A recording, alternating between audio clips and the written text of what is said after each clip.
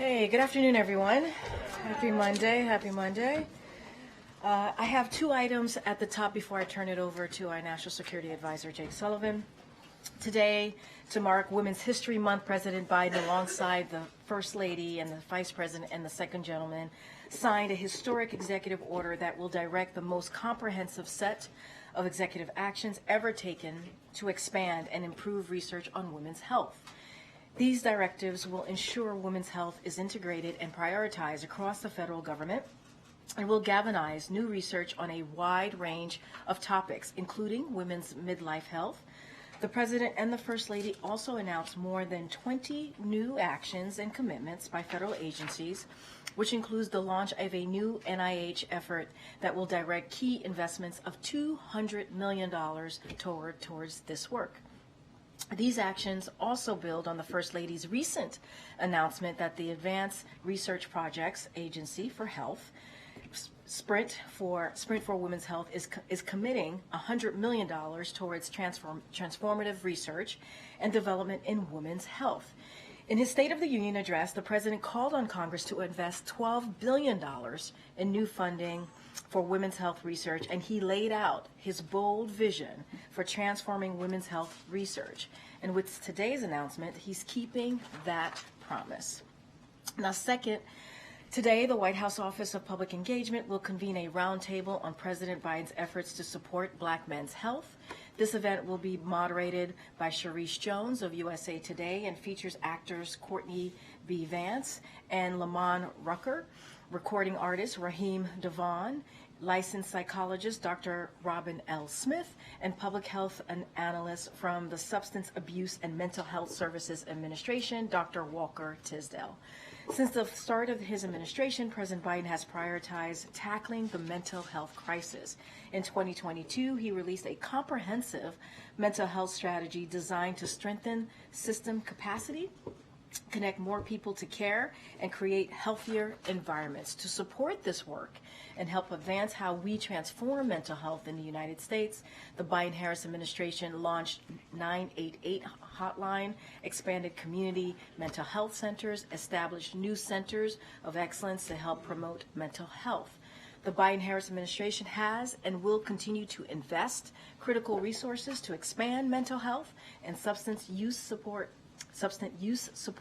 to Americans, including through President Biden's proposed budget for fiscal year 2025. And with that, I'm going to turn it over to our National Security Advisor, Jake Sullivan, who has an update on the Middle East region.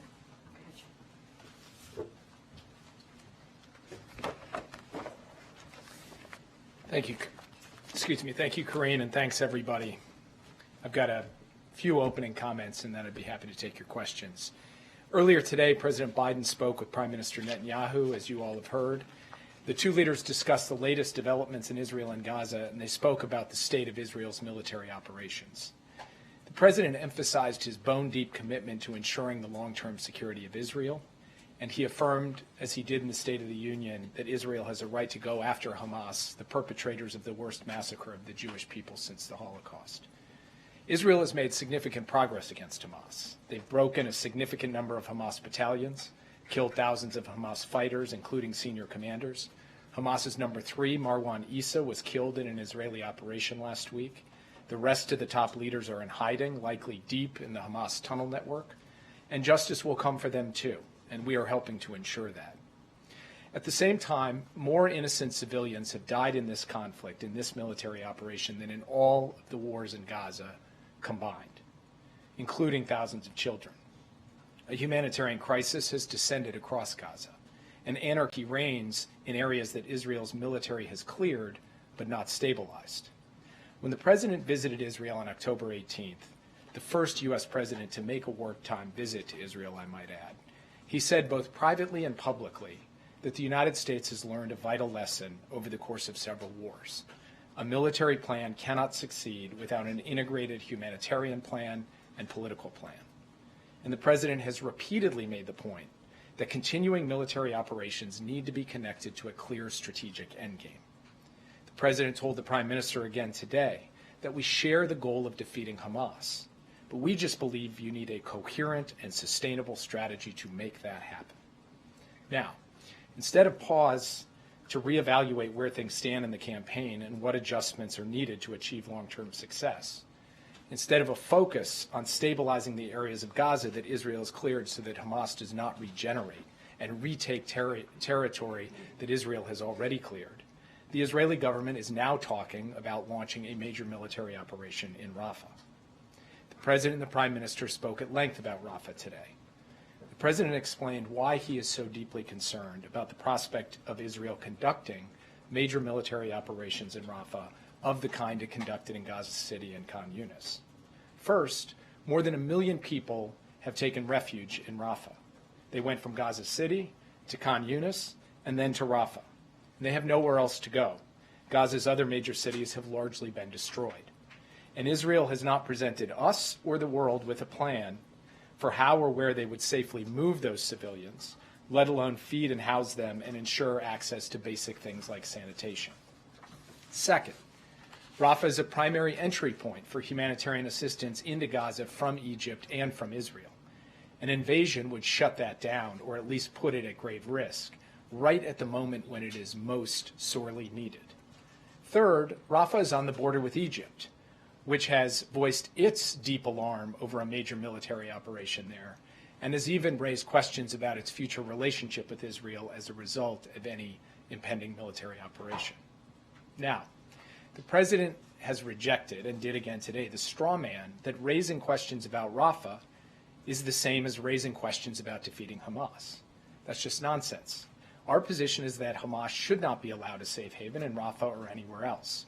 But a major ground operation there would be a mistake. It would lead to more innocent civilian deaths, worsen the already dire humanitarian crisis, deepen the anarchy in Gaza, and further isolate Israel internationally. More importantly, the key goals Israel wants to achieve in Rafah can be done by other means. On the call today, President Biden asked the Prime Minister to send a senior interagency team composed of military, intelligence, and humanitarian officials to Washington in the coming days to hear U.S. concerns about Israel's current Rafah planning and to lay out an alternative approach that would target key Hamas elements in Rafah and secure the Egypt-Gaza border without a major ground invasion. The Prime Minister agreed that he would send a team. Obviously, he has his own point of view on a Rafah operation, but he agreed that he would send a team to Washington to have this discussion and have this engagement. And we look forward to those discussions. The President and the Prime Minister also discussed the ongoing negotiations for an immediate ceasefire for several weeks in return for releasing hostages currently being held by Hamas and other militants in Gaza. We would look to build on that ceasefire into something more enduring and use the space created by a cessation of hostilities to surge humanitarian assistance at a vital moment. So far, this deal has been more elusive than we would have hoped, but we will keep pressing because we regard this as an urgent priority. As I've said before, Hamas could, of course, end this crisis tomorrow if it chose to do so. And as I've said before, far too little of the energy and the pressure to end this conflict has been applied to Hamas. We will keep pointing that out. The President and the Prime Minister agreed to stay in close touch in the days and weeks ahead on all of these issues, and of course, their teams are in daily contact on every element of this crisis, as well as the other threats that Israel faces from around the region and the shared threats that the United States, Israel, and others of our allies and partners face from Iran and its proxy forces across the Middle East. And with that, I'd be happy to take your questions. Yeah. Jake, you mentioned that the ceasefire deal had been elusive. Understand that Hamas put a proposal forward. Is that still what you guys are working with, and is that still a live option at this point? Hamas has put a proposal on the table. This is after Israel, working with Qatar, Egypt, and the United States, had indicated a willingness to move forward on a 6-week ceasefire in return for the release of a number of hostages, leading to further phases from there, and Hamas having given us nothing for quite some time. And the last time I stood at this podium, I pointed out something I believe today. If Hamas just handed over the elderly, the women, and the wounded tomorrow, there would be a 6-week ceasefire. They've put a proposal on the table where they've added a series of other conditions as well. Now, the Israeli government has responded by saying they can't just accept that. They regard some of those conditions as going too far, but that's what a negotiation is about. So as we speak today in Qatar, you have teams from Israel, Qatar, and Egypt sitting down and banging through those details to try to arrive at an outcome over the next few days where there is actually a deal. And we believe that those discussions are very live, that a deal is possible, that we should be able to achieve it, and that it is the best way both to get hostages home and to alleviate the suffering of the civilians in Gaza. And from our perspective, we, the United States, are going to keep pushing on that, and the President had the opportunity to discuss that with the Prime Minister today. And Jake, why did the President feel that this was an appropriate time for this delegation to come from Israel, and why did he feel that these conversations would succeed in ways that your outreach to the Israeli government have not previously? Look, this is the natural evolution of a discussion between partners. We've had many discussions at many different levels between our military, our intelligence, our diplomats, our humanitarian experts, but we have not yet had the opportunity to have an all-encompassing, comprehensive, integrated, strategic discussion about how to achieve two things. One, the ultimate defeat of Hamas, and two, the protection of civilians and the stabilization of Gaza in a way that will lead to the long-term security of Israel, as well as the protection of innocent human life that is in Gaza. So from the President's perspective, we've arrived at a point where each side has been making clear to the other its perspective, its view, and now we really need to get down to brass tacks and have the chance for a delegation from each side on an integrated basis, everyone sitting around the same table, talking through the way forward. And from the U.S. perspective, this is not a question of defeating Hamas. And anytime I hear an argument that says, if you don't smash into Rafah, you can't defeat Hamas, I say that is a straw man. Our view is that there are ways for Israel to prevail in this conflict, to secure its long-term future, to end the terror threat from Gaza, and not smash into Rafah. That's what we're going to present in this integrated way when this team comes. We'll have it back and forth, and we'll let you know how that unfolds as we go forward. Yeah. Can you describe the tone of the call? There have been reports that they've been very tense, that they have ended abruptly. Can you sort of characterize what the tone was? And then also, did the President say that an invasion of Rafah is his red line? And what does that mean? I went over the red line issue, which I know is the obsession of this group last week. I've got nothing more to say on that front, as you know, particularly for me. I think that's something that is posed in your questions. It's not stated as a declaration of our policy, and we've made that clear. With respect to the call, I'm probably not the best person to, give a kind of assessment of body language and tone. I can confirm it did not end abruptly. It ended in a totally normal way when they had each gotten through all of their points. And I would say it was very businesslike. Each of them recognize that we are at a critical moment in this conflict. They share a common objective, that is for Israel to prevail over Hamas. And they have a different perspective on this operation in Rafah, and they went into some detail on that and had the opportunity really to elaborate each of their respective views in a full-throated way, in the way they always do when President Biden and Prime Minister Netanyahu talk. So in that sense, I would say this call was much like previous calls that the two of them have had. They each agreed to have the teams get together, and then they agreed that the two of them would stay in touch as we go forward. Yeah. Jake, the deadline for Israel to comply with the National Security Memorandum 20 is coming up on Sunday. Has Israel responded in writing? So first, when you say to comply, what they have to do by Sunday is just provide credible and reliable assurances that they will abide by their international obligations, not obligations we've imposed upon them, but obligations they have freely accepted with respect to international humanitarian law, which of course includes not arbitrarily impeding the flow of humanitarian assistance where they can control that. So I cannot tell you today or confirm today that they have provided that. Obviously, as you said, they have several more days before they have to do so, and we anticipate that they will. And then on a related note, Jake, on March 1st, President Biden said that he was going to insist that Israel facilitate more trucks and more routes to get more people the help they need. On today's call, did he make that clear? Well, even before today, the results of the President making clear that this was a priority for him and his team working that at a detailed level operationally on the ground in Israel has resulted in certain steps, including the opening of a new gate that we have seen since the President gave the State of the Union, and work to flow more convoys to the north along the beach road as well, in addition to other steps like the landing of the first ship through a maritime corridor on the beaches of Gaza, and active work going forward to get that pier that the President announced set up off the coast of Gaza as well.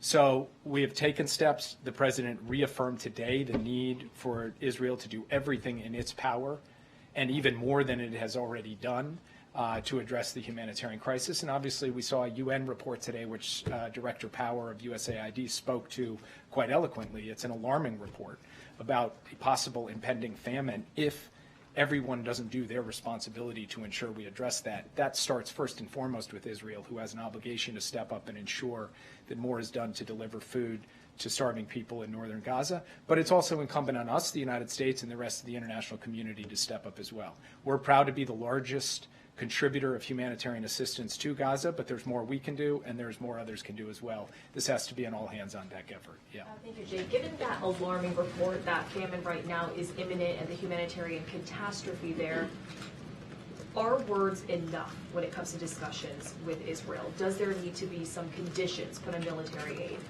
Well, first, obviously words aren't enough. It's action that matters. And the action that matters is flowing trucks and ships worth of humanitarian assistance, particularly food, water, and medicine to people who are gravely in need of it, as elaborated in that report. As I said, in the last few days, we've seen some steps forward. We need to see those sustained. We need to see them built on. But ultimately, our judgment comes down not to pledges or promises or words. It comes down to action, and we're going to continue to press on Israel to see the kind of action we want to see, and then we're going to take responsibility to do our part. And that's, for example, what the temporary pier is all about. Reports that more than 20 people have been killed in that hospital attack. How confident is the U.S. that Israel is doing everything in its power to protect civilians? I'd make 3 points about the reports of the attack at Al-Shifa Hospital overnight, last night and into today. First, Israel states that it was going after senior Hamas commanders and Hamas militants, and it is clear that Hamas fired back at Israel from that hospital. Second, we have seen Hamas, over the course of this conflict, use civilian facilities, including hospitals, to store weapons for command and control and to house fighters. And that places an added burden on Israel that very few militaries have to deal with, an entrenched insurgency, a terrorist group using the shield of civilian institutions to protect themselves during a fight, rather than meeting Israel on some open field of battle.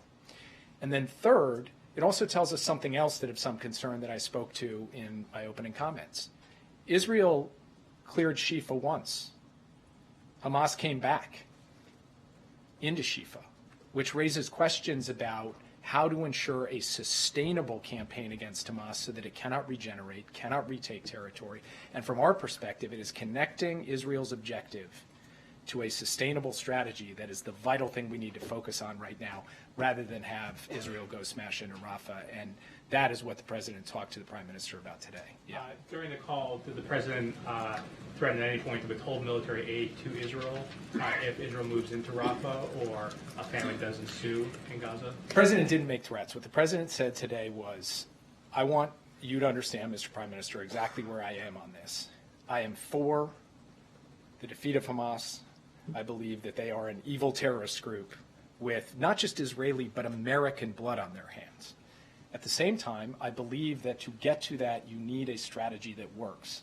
And that strategy should not involve a major military operation that puts thousands and thousands of lives, civilian, innocent lives, at risk in Rafah. There is a better way. Send your team to Washington. Let's talk about it. We'll lay out for you what we believe is a better way, and I will leave it at that. And they talk about Senator Schumer's call for new elections, and what did the president say about that? So the prime minister did raise his concerns about a variety of things that have come out in the American press. I'm not going to talk specifically about any one of them because I want to, let the prime minister speak for himself and also protect the discretion of the call. And I will just say that from President Biden's perspective, this is not a question of politics. It's not a question of public statements. It's a question of policy and strategy. That's what he's focused on. That's what he was focused on in the call. Yeah. Can you give us any detail on the timing of this meeting here in Washington? Is that in the coming days and weeks? And is it your expectation, or did Israel commit to not proceeding with any Rafah invasion until that meeting takes place? Or is that unclear? We have every expectation that they're not going to proceed with a major military operation in Rafah until we have that conversation. And they talked about as soon as the end of this week. It could be the beginning of next week. They have not fixed a particular date because each side needs to prepare effectively. but within that time frame, not a longer time frame. Sorry, just to clarify, that's your expectation, or did they explicitly commit on the call to not proceeding with the Rafah operation? I'm not going to put words in their mouth on this. I don't want to do that. You can ask them, but I think you will find that when asked, they will indicate to you that they're not going to go ahead with this before we've sat down and talked this all through. Yeah.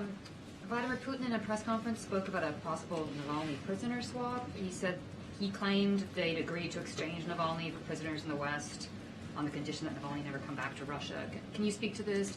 Was there any plan in place? We have spoken to Russian officials over the course of months and years with respect to American detainees who are unjustly being held in Russia. We have not heard a Russian official raise Navalny as part of a prisoner swap in any of those conversations. So if this is something they were interested in, it certainly sounds like they're coming to it quite late. In fact, too late, obviously, since he's no longer alive, because we did not hear that from them before. Yeah. Thanks, Jake. Prime Minister Netanyahu was on CNN yesterday. He talked about having the support of the majority of the Israeli people for his policies, including going into Rafah. Is there more that the administration, the U.S. administration, needs to do to speak to the Israeli people directly so that they don't support this idea of going into Rafah now? Well, first of all, inherent in the question is a kind of an interesting irony, which is you have the Prime Minister speaking on American television about his concerns about Americans interfering in Israeli politics, and then your question is, should Americans be speaking into Israeli politics, which in fact we don't do nearly as much as they speak into ours. But that's not a constructive answer to your question. It's just an observation.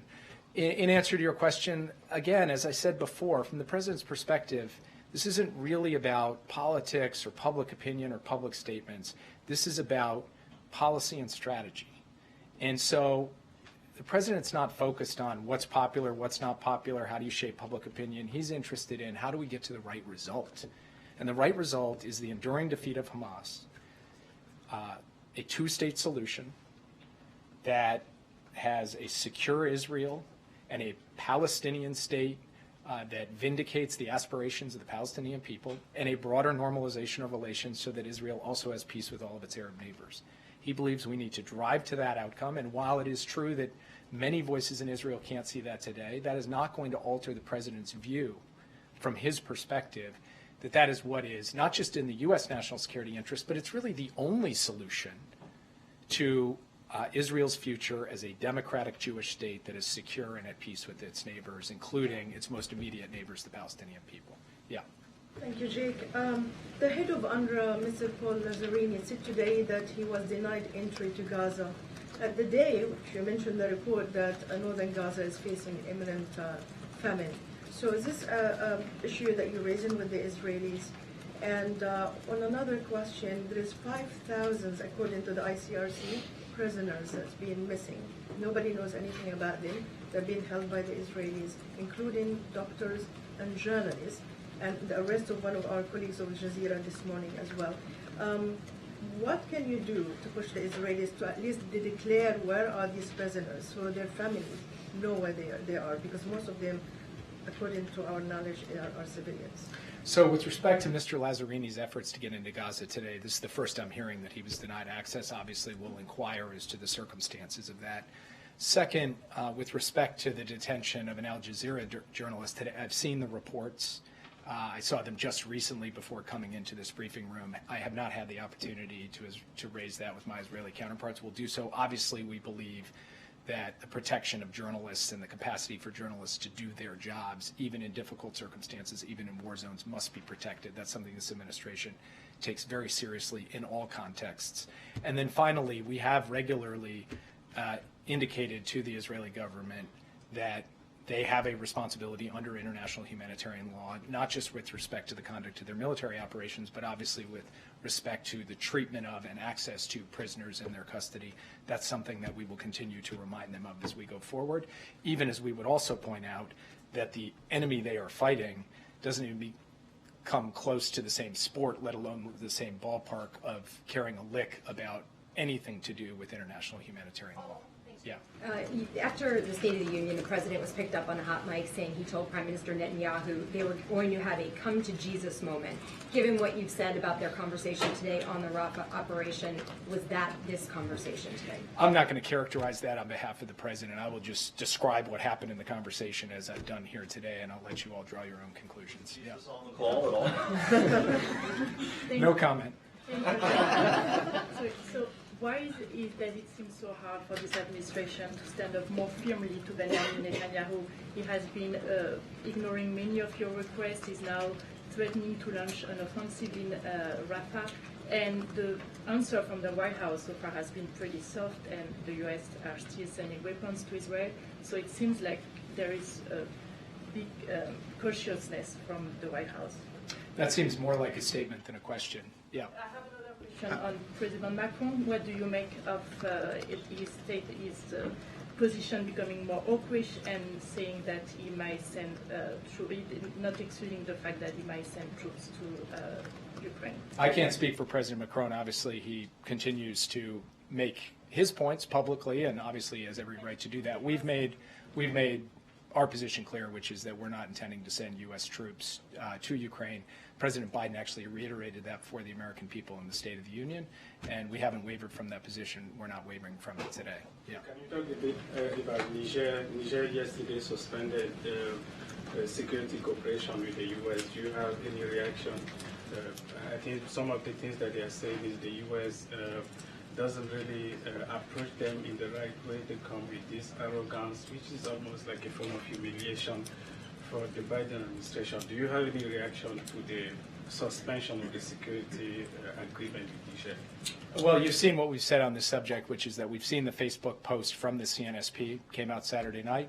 We're in touch with them. This obviously follows discussions we had with them about our concerns with their trajectory, and I'll leave it at that because those discussions with the authorities in Niger is ongoing. Yeah. Thank you so much. Coming back to Israel and the humanitarian situation in Gaza, we have now 1 million people faced with the risk of starvation, and aid is not getting in at the levels necessary to help those people. Who's responsible for that? And during this call, was there any kind of commitment from the part of the Israeli Prime Minister to let more aid come into Gaza? The Prime Minister indicated that he intends to push his government to have more aid come into Israel, but as I said to an earlier question, the issue is not statements or representations, it's action. It's whether more aid gets in. We've seen certain things over the past few days that represent steps forward, including the opening of this new gate, including other convoys that have gotten to the north, including throughput through Kerem Shalom and Rafah. But we've seen that before, and then numbers have dipped for a variety of reasons. Some to do with just the difficulty of moving aid around Gaza once it gets inside, as we've seen in tragic circumstances. And from our perspective, the key thing is that we need to flood the zone. We need to use every tool at our disposal, every land route, every possible number of trucks, as well as sea routes, as well as airdrops to get as much aid in as possible. Israel has a responsibility in this regard to facilitate the aid, and they can do more. The international community, including the United States, has a responsibility as well. We have done a significant number of things. We can do more. So from our point of view, this is an urgent undertaking, an urgent priority, and we will keep at it. Yeah. One on Russia and a follow-up on Haiti, if possible. I know you said, when asked about President Putin's comments yesterday, that you hadn't heard of a Russian official raise Alexei Navalny as part of a prisoner swap. You said that they had come to the table too late. Is that a way of saying that negotiations for to release reporter Evan Gershkovich and Paul Whelan are not on the table? Are there any active efforts going on right now for that? We have had a continuous effort to secure the release of both Paul Whelan and Evan Gershkovich. We will continue until they are free. And that means regular communication at senior levels with the Russian Federation, making a series of offers, which we have done over time and will continue to do. So, no, we have not slackened 1 inch in our zeal to get the two of them out. It remains an utmost priority of ours, and that work will continue, notwithstanding the tragic death of Alexei Navalny. Yeah. One more on Haiti. The State Department announced this weekend that more than 30 Americans had been evacuated from Haiti, but they were evacuated from a northern city, not Port-au-Prince. And today the State Department said that more than 1,000 U.S. citizens have reached out asking about their options for departing the island. Are there plans for the U.S. to do more specifically out of the Port-au-Prince area? So first, my understanding is that more than 1,000 Americans have been in touch with the embassy to seek more information. Some number of those have asked for information about departing. Others have asked for information about how to remain safely, or if they choose to depart in the future, how they might do so. So the 1,000 is really a broad universe that encapsulates a number of different categories. Second, as you noted, we did have our first evacuation flight out of Cape Haitian. More than 30 U.S. citizens were on it, and we will look to continue to operate out of Cape Haitian for people to be able to leave from there. And then third, of course, if we determine that there is a secure way to move American citizens who want to leave Haiti out of the Port-au-Prince airport or out of some other route, we will do so. There's active planning for that. There's active analysis of the risks of doing so, but we will stay in close touch with every American citizen who wants to be in touch with us in Haiti and continue to look for options to ensure their safe passage out of the country should they choose to leave. Yeah. Why did President Biden wait so long? Why did he let 32 days pass between phone calls with Prime Minister Netanyahu? Well, so first of all, our teams are in contact every single day at every level. President Biden gets a daily, twice daily, sometimes 9 times daily update on what is going on. And he reserves his calls for the Prime Minister for when he believes there's a key strategic moment that needs to come forward. That's point one. Point two, Prime Minister, of course, knows how to reach President Biden. If the Prime Minister felt he needed the President for some reason, he would have picked up the phone and called. And, of course, in the last 32 days, President Biden has never declined a phone call from Prime Minister Netanyahu. So this is pretty much the normal give and take of two leaders, both operating their governments, both operating their foreign policies, both working with their teams. And then at a key inflection point in the dialogue between the two sides coming together and talking. I wouldn't make more of it than that. And there's a report that when President Biden was told his handling of the war between Israel and Hamas was starting to affect his poll numbers, the quote is, he began to shout and swear. So when he does that, is he shouting and swearing about Netanyahu or about Hamas or about his poll numbers? This is the when did you stop beating your spouse question, because I don't think he ever did that. And so, well, you use that as the premise of your question, which is when he does that. I've never seen him do that, shout or swear in response to that. So from my perspective, that particular report is not correct. Yeah.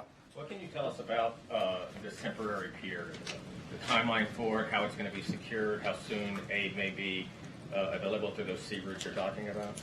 So CENTCOM can go into the operational details on it. What I can tell you is that our original timeline, extended out something like 45 to 60 days to have it fully in place. We're hoping to beat that if possible, because we're moving heaven and earth to get, all of the complex logistics associated with it fully integrated into the pipeline for aid going into Gaza. And ultimately, it will be a scenario where CENTCOM assets move the pier off the coast, and then it will be IDF assets who actually secure it so that there are no U.S. boots on the ground in Gaza. But that effort is very much underway. The CENTCOM commander feels good about the progress we are making, and that he will be able to move this on an expedited basis based on the original timelines that he provided. Just one more question. Yeah. Jake, do you have any reaction to the Russian President Putin's victory? He will be president until 2030. Do you accept the result and his victory? Well, first, nothing about the election outcome was unpredictable, because Putin had closed the political space, had locked up political opponents. Some of his political opponents had tragically died. And so there was nothing free or fair about this election, and the outcome was preordained.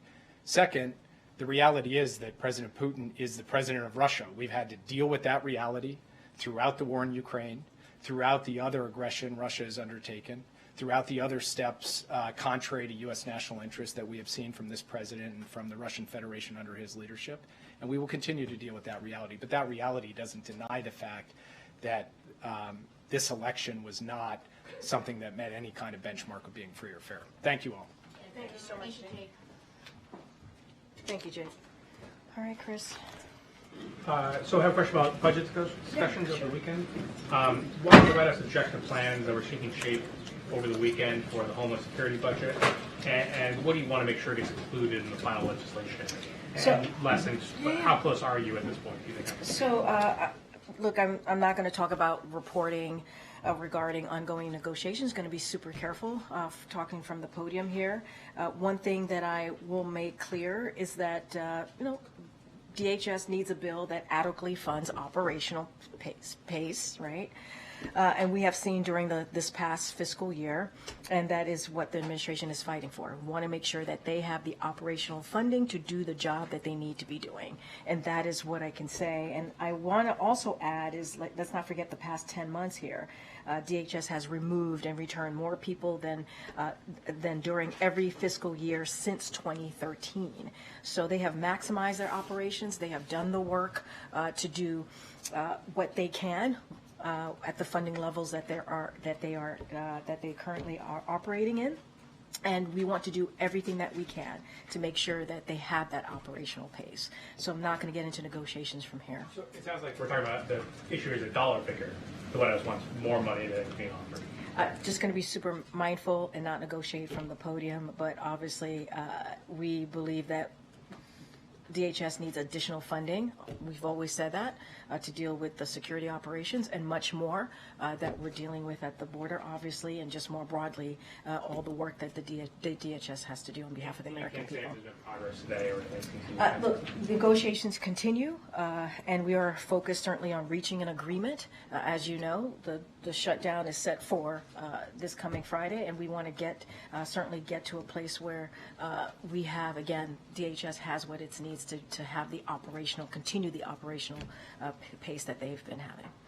Thanks, Karine. As the Supreme Court considers the case about social media, disinformation, misinformation, can you talk about what the administration believes is at stake in this case? I'm going to be super mindful. It's an ongoing case. I'm just not going to comment. Would have to refer you to Department of Justice. We've been pretty consistent on this over the past year or so, so I'm just going to be really mindful on that. Leftover Israel-Hamas question, Yeah, sure. because over the weekend the president talked about the importance of the freedom of the press. Yeah. He toasted them at the gridiron dinner. Has he or anyone in the administration pushed Israel to allow foreign media into Gaza to cover it? So look, as Jay said, there's continuous conversation that we have with the leadership of the Israeli government. I don't have anything to share on that particular question. You heard directly from the president as it relates protecting the freedom of the press, protecting journalists. We've always been very clear about that. The president has spoken to that numerous of times. I can't speak to that particular conversation on that issue. We want to make sure, right? We want to make sure that freedom of the press is respected, that journalists are protected, and so that is something that the president has had conversation with leaders over the past 3 years as it relates to that, as it relates to obviously humanitarian issues as well. We've always had those conversations. It doesn't matter if it's our allies or friends or whoever it is. We've always been pretty consistent. But I can't speak to any direct conversation that the president has had on that issue. What are the remaining sticking points on the DHS funding bill? And some Hillaids say that the White House came in at the 11th hour. Did the White House step in too late? I mean, look, let's be very clear here and take a step back. When it comes to funding the government, that is something that is the basic duty of Congress, is to do that, right? It is their job to keep the government open. It is something that Congress has to do on behalf of the American people. There are critical programs that Americans need, that American families need. The DHS funding, more specifically, as what is obviously being discussed, is important, right? For DHS to do the work that they're currently doing as we think about the border, as we think about the immigration system. So it is their job, it is their duty. I'm not going to speak into timeline as to when we started to have conversations with them. I'm not going to speak to negotiations that are currently happening. Certainly not going to do that at the podium. We believe it is critical and important to continue the operational pace that DHS needs to do their job. Obviously, we've been pretty consistent as well over the last 3 years asking for additional funding. And so I'm just going to be really mindful and not negotiate from the podium. Thanks, Karine. Does the administration still have close contact with social media companies, and in specific, are there still communications about removing misinformation? Look, I'm going to be, I know there's currently SCOTUS, well, I don't even know if it's happening right now, but there's this particular Missouri case. I'm going to be super mindful, super careful, and not to answer a question that is, adjacent to what's happening with this particular case. I don't have any conversations to speak to or to lay out to you about conversations with social media. Obviously, the president tries to communicate with Americans and meet them where they are. You see us do that pretty consistently. I just want to be super mindful as there's an ongoing case happening at this time. Speaking about the particularities of the case, more broadly, can you talk about the administration's concerns on the kind of misinformation that's on social media? We've been pretty consistent about the importance of, it is the responsibility of social media to make sure that what is on their platform is not misinformation, not disinformation. We've been always very clear about that. I just don't have conversations to lay out or to speak to, but we've been pretty consistent for at least the past couple of years on that. A temporary pause on SB4, the controversial Texas immigration law, is set to expire at 5 p.m. today if the Supreme Court doesn't take action. What is the administration's plans if that does go into effect? So a couple of things. Going to be really careful not to comment on not to comment beyond what the DOJ filings have laid out, so have shared with all of you. So I'll say this. I will point out that Department of Justice makes clear that SB4 is flatly inconsistent with the Supreme Court's decision in Arizona v. United States in 2012, and more than a century of additional precedent. But generally speaking, SB4 is just another example of what we have seen from the governor of Texas, Governor Abbott, attempting to politicize what's happening at the border, politicize obviously what's happening with the immigration system. And so, look, the president's going to be focused on making sure that there's significant policy changes and resources we need to secure the border. And so that is why he's going to continue to call on congressional Republicans to pass the bipartisan border security agreement that came out of the Senate just a couple of months ago, an agreement that was supported by the Border Patrol Union, U.S. Chamber of Commerce, and that we worked on for months. And we believe that is going to meet the needs that we have with the border challenges and deal with some real immigration policies. Outside of that, I don't have anything else to share, but clearly the Department of Justice has been very clear on their filings on SB4. Good. Thank you so much. A domestic question, then 2 quickies on foreign adversaries. First of all, what is the White House planning for Iftar this year? And what is your message to Muslim Americans about this particularly difficult year?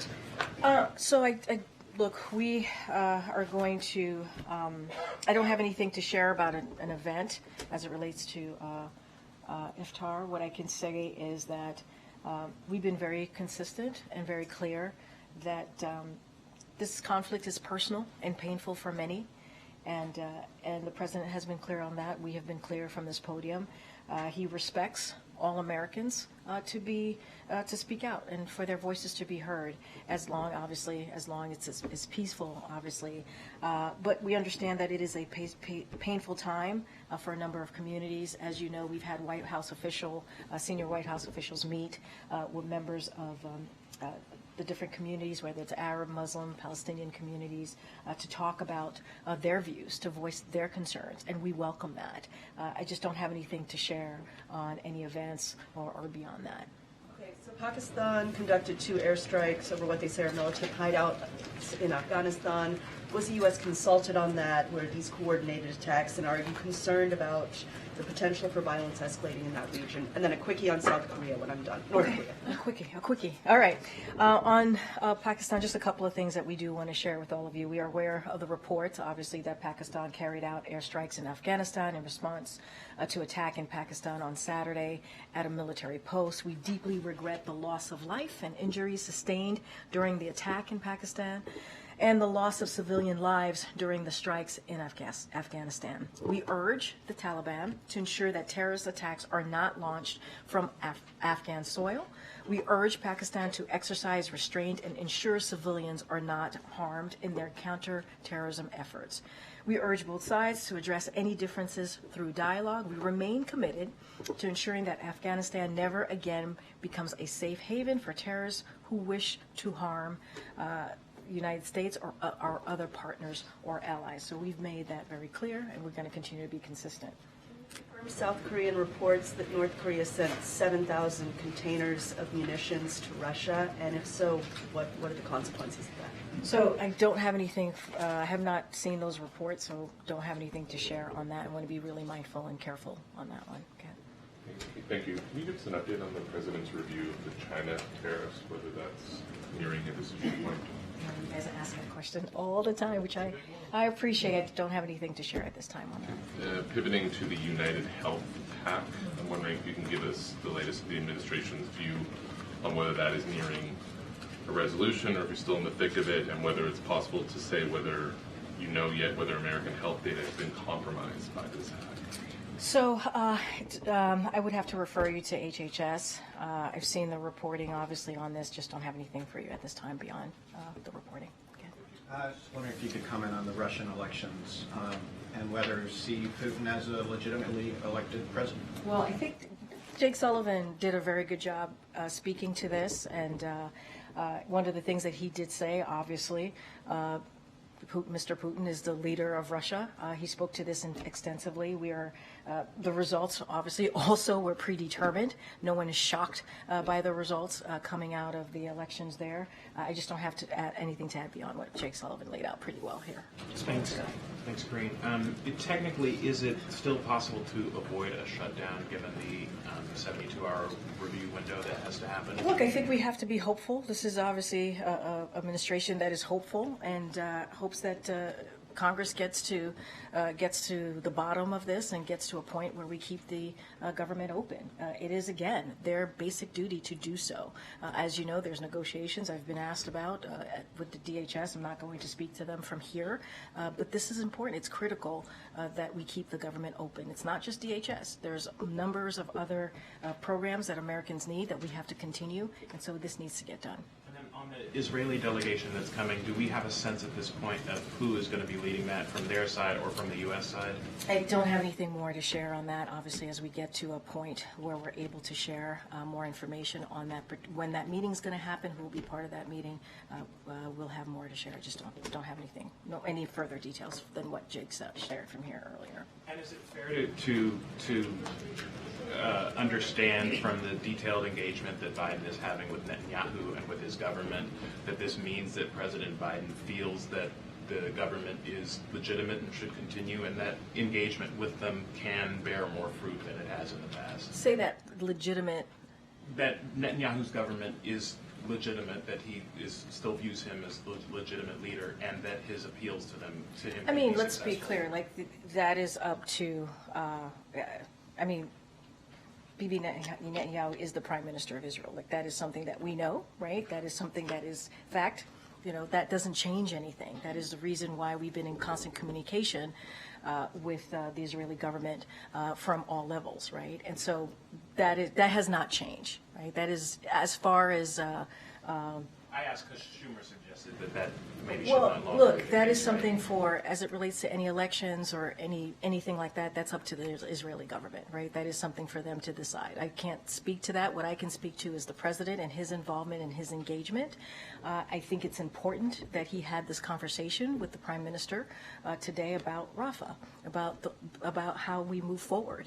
And so, you know, Jake Sullivan did a really good job laying that out, what that's going to look like, how that conversation went. The president doesn't want to see a military operation go into Rafah. He's been very clear about that. He wants to make sure that innocent lives are protected, and it has to be done in a way that we don't see Palestinian lives,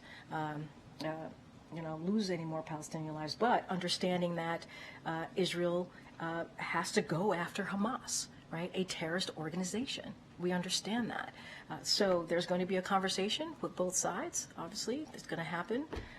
But I just don't have anything else to share further from that. Thanks, Karine. The president has quite a bit of travel this week.